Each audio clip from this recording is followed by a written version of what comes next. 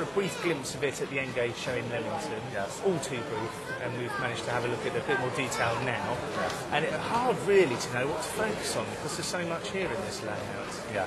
Should we start with the layout itself? Well, just give us a description of it. Well, it's set around the North Staffordshire area, the area where I live.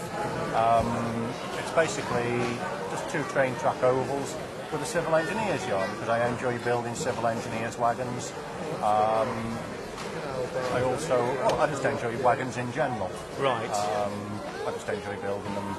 But there's plenty of detail on the layout, isn't there? There's, the track itself is I've seen a couple of shots, I've done a couple of shots in close-up, and it's very effective.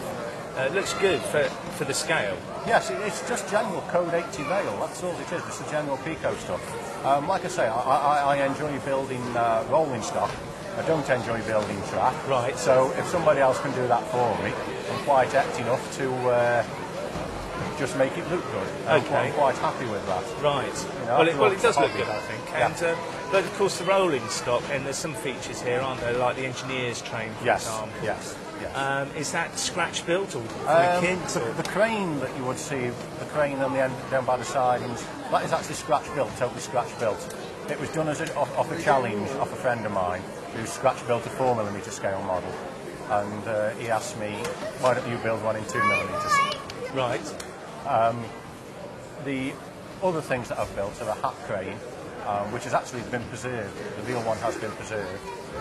It's down on the Spa Valley Railway. As soon as I saw that, I thought, I've got to have a model of that. And then, of course, there's the viaduct inspection unit. Again, I built one in 4mm scale when I used to model in 4mm scale.